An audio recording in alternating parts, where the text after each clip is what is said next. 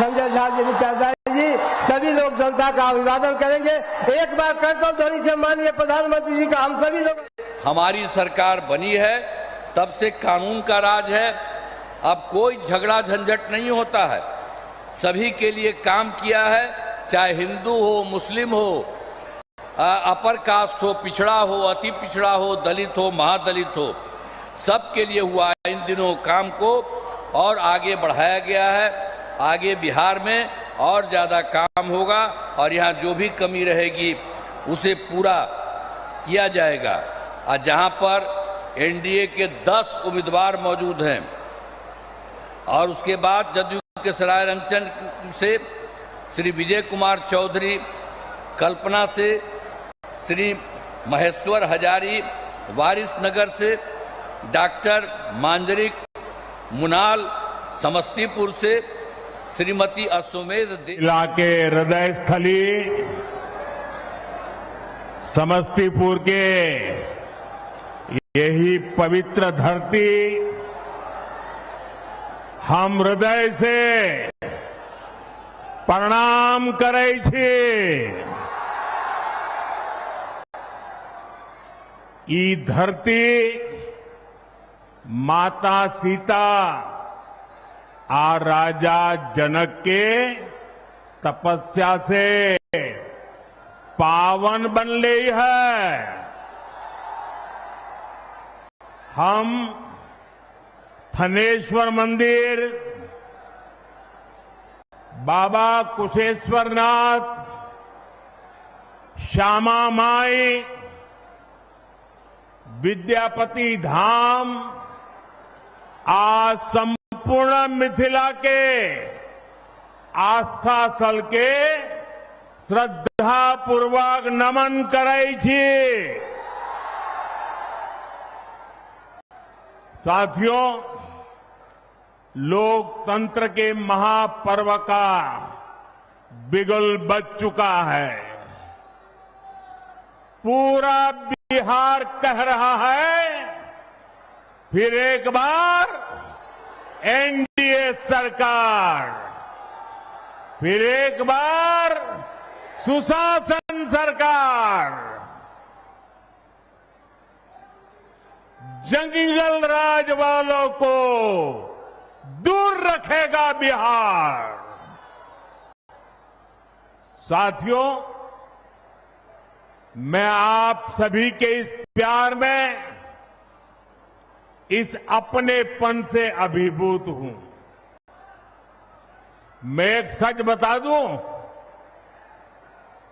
मैं जिंदगी गुजरात में खपाई, लेकिन दीपावली के 2 दिन के बाद अगर मुझे इससे आधे लोग भी इकट्ठे करने हो तो मैं नहीं कर सकता।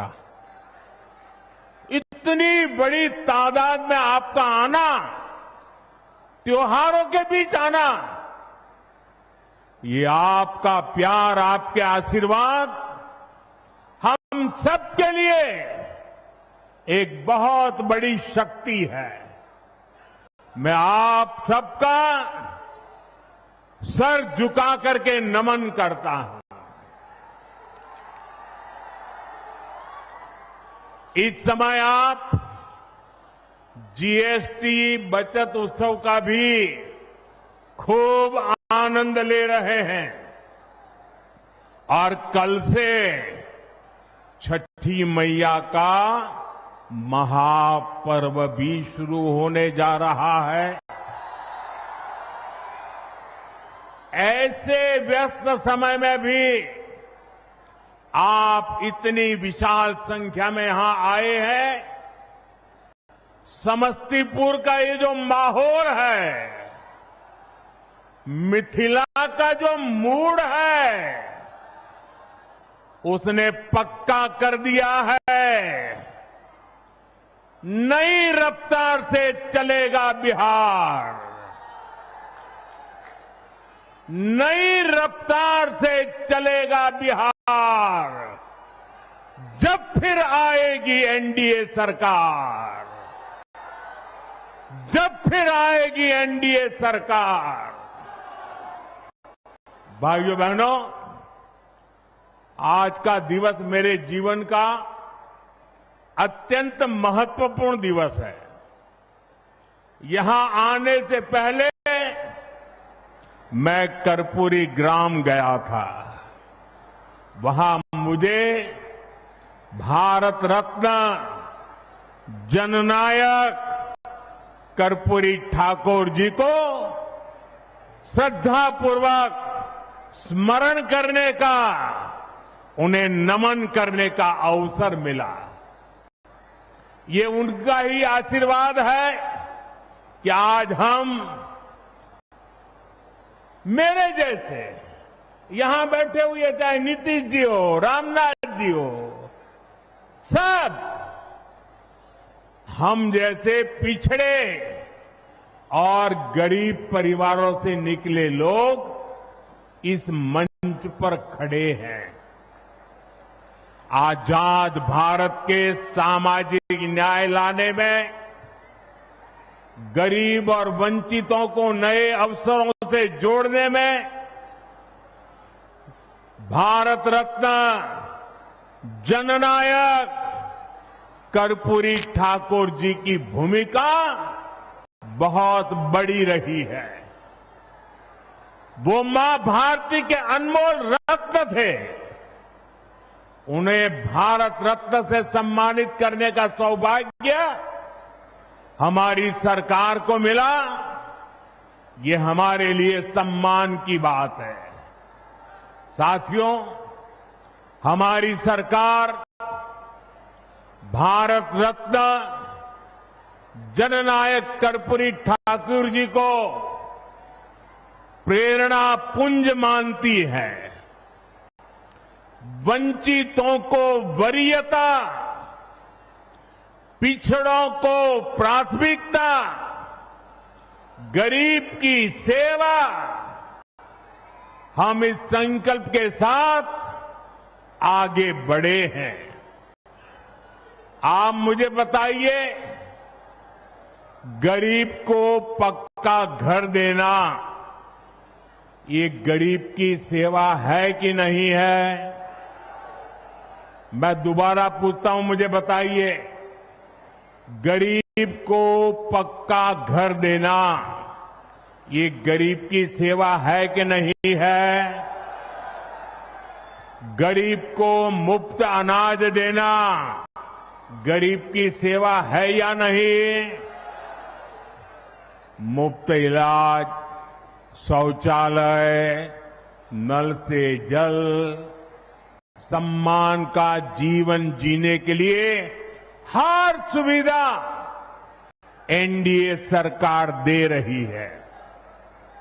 साथियों, सामाजिक न्याय के दिखाए कर्पूरी बाबू के रास्ते को भाजपा एनडीए ने सुशासन का आधार बनाया है। हमने गरीबों, दलितों, महादलितों, पिछड़ों, अति पिछड़ों के हितों को प्राथमिकता दी है।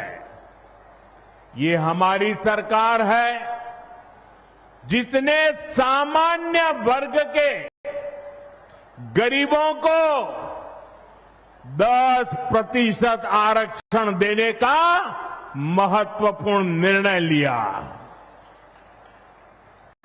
भाजपा एनडीए ने ही अनुसूचित जाति, अनुसूचित जनजाति के आरक्षण को भी 10 साल के लिए और आगे बढ़ाया। साथियों, डॉक्टर की पढ़ाई के लिए जो अखिल भारतीय कोटा होता है, उसमें पहले पिछड़ों को, गरीबों को आरक्षण नहीं था।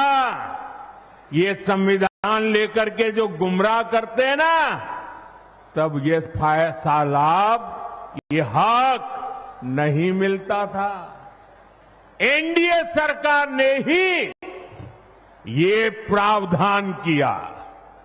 हमारे देश में ओबीसी कमीशन को संवैधानिक दर्जा देने की मांग कई दशकों से हो रही थी। ये मांग भी एनडीए सरकार ने ही पूरी की। साथियों, कर्पूरी बाबू मातृभाषा में, स्थानीय भाषा में पढ़ाई के बहुत बड़े हिमायती थे, आग्रही थे। एनडीए सरकार ने नई राष्ट्रीय शिक्षा नीति में स्थानीय भाषा में पढ़ाई पर बल दिया है। अब गरीब वंचित परिवार का बेटा भी अपनी भाषा में पढ़ाई कर सकता है, परीक्षा दे सकता है। साथियों, हम जननायक कर्पूरी ठाकुर की प्रेरणा से सुशासन को समृद्धि में बदल रहे हैं। लेकिन दूसरी तरफ आरजेडी और कांग्रेस वाले क्या कह रहे हैं और क्या कर रहे हैं, ये आपको मुझसे ज्यादा पता है। मुझे आपको याद दिलाने की जरूरत नहीं है। हजारों करोड़ रुपए के घोटालों में ये जमानत पर चल रहे लोग हैं, जमानत पे। और जो जमानत पे है वो चोरी के मामले में जमानत पे है। अब ये चोरी की इनकी आदत ऐसी है कि अब जननायक की उपाधि की चोरी में जुटे हैं। बिहार के लोग जननायक कर्पूरी बाबू का ये अपमान कभी नहीं सहेंगे, कभी नहीं सहेंगे। साथियों, जब नीयत साफ हो, नेतृत्व का विजन स्पष्ट हो और नीतियां देश हित और जनहित में हो, तो जनता भरपूर आशीर्वाद देती है। बीते 11 वर्षों में हमने देखा है, एक के बाद एक राज्यों में लोगों ने भाजपा को, एनडीए को बार बार अवसर दिया है। और ये सिर्फ मैं बातें नहीं कर रहा हूं, मैं आपको हकीकत से बताना चाहता हूं। अभी महाराष्ट्र में देखिए, महाराष्ट्र की जनता ने पहले से कहीं अधिक प्रचंड जनादेश देकर हमारी सरकार बनाई, एनडीए की सरकार बनाई। अभी हरियाणा में भी यही हुआ। हरियाणा की जनता ने तीसरे कार्यकाल के लिए भाजपा को पहले से भी कहीं अधिक सीटें दी। मध्य प्रदेश में भी भाजपा कई सालों से सरकार चला रही है और वहां भी पिछले चुनाव में भाजपा को जबरदस्त जीत मिली। यही रुझान हमने गुजरात में देखा, उत्तराखंड में देखा, वहां भी। और गुजरात में तो 2 दशक की भाजपा सरकार को फिर से बहुमत मिला, और वो भी गुजरात का जन्म हुआ तब से लेकर के सारे रिकॉर्ड तोड़ करके लोगों ने सीटें दे दी। यूपी और उत्तराखंड में 5 साल बाद सत्ता, हर 5 साल में सत्ता बदलती थी, ये परंपरा बन गई थी। वहां की जनता ने भाजपा को फिर से अवसर देकर एक नई परिपाटी बना दी है। साथियों, ये सारे उदाहरण बताते हैं एनडीए यानी सुशासन, एनडीए यानी जनता की सेवा, एनडीए यानी विकास की गारंटी। और इसलिए आज आपका ये उत्साह देखकर मैं कह सकता हूं, इस बार बिहार में भी नीतीश बाबू के नेतृत्व में एनडीए जीत के अपने पुराने सारे रिकॉर्ड तोड़ने वाला है। इन चुनावों में बिहार एनडीए को अब तक का सबसे बड़ा जनादेश देगा। साथियों, ये साल 2005 का अक्टूबर महीना ही था जब बिहार ने जंगल राज से मुक्ति पाई थी। नीतीश जी के नेतृत्व में एनडीए का सुशासन शुरू हुआ था, लेकिन उस दौर में 10 साल तक केंद्र में कांग्रेस आरजेडी की सरकार रही। कांग्रेस आरजेडी ने नीतीश जी के सामने भांति भांति के रोड़े अटकाए, बिहार का नुकसान करने में दिल्ली में बैठी हुई कांग्रेस और आरजेडी की सरकार ने 10 साल तक कोई कमी नहीं रखी थी। आरजेडी बिहार के आप लोगों से बदला लेती रही कि आपने नीतीश जी को वोट क्यों दिया, नीतीश जी की सरकार क्यों बनाई। हालात तो ये थी कि ये आरजेडी वाले कांग्रेस को आए दिन धमकाते थे, धमकी देते थे कि अगर बिहार में आपने नीतीश जी की एक भी बात मानी, भाजपा एनडीए की एक भी बात मानी, बिहार में अगर कोई प्रोजेक्ट दिया तो फिर आरजेडी कांग्रेस का समर्थन तोड़ देगी और सरकार गिर दे, ऐसे डराते थे। साथियों, नीतीश जी ने स्वर्गीय सुशील मोदी जी, स्वर्गीय रामविलास पासवान जी और आज हमारे जीतन राम मांझी जी, उपेंद्र कुशवाहा जी, भाई चिराग, सबके साथ मिलकर नीतीश जी दिन रात काम कर रहे हैं। बिहार को उस बड़ी मुसीबत से बाहर निकाला है।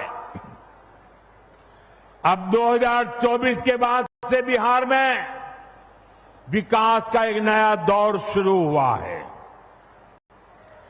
आज बिहार का ऐसा कोई कोना नहीं है जहां विकास का कोई न कोई काम न हो रहा है। आप किसी भी दिशा में 50-100 किलोमीटर चले जाइए, आपको केंद्र सरकार या तो राज्य सरकार द्वारा कोई न कोई विकास का काम चलता हुआ दिखाई देगा। साथियों, एनडीए सरकार सड़क, बिजली, पानी, इंटरनेट, गैस कनेक्शन, इनको सिर्फ सुविधा नहीं मानती, ये सशक्तिकरण के, समृद्धि के भी माध्यम है। इनसे श्रमिकों को, इंजीनियरिंग को, मैकेनिक को, ऑटो रिक्शा, ट्रक, टैक्सी चलाने वाले को रोजगार मिलता है। किसान की, पशुपालक की उपज सही समय पर बड़े बाजार तक पहुंच पाती है और इसलिए बीते 10-11 वर्षों से ऐसे इंफ्रास्ट्रक्चर पर अभूतपूर्व निवेश किया जा रहा है। मैं आपको एक आंकड़ा देता हूं, लेकिन आप याद रखोगे क्या? मैं एक आंकड़ा देता हूं, आप याद रखोगे?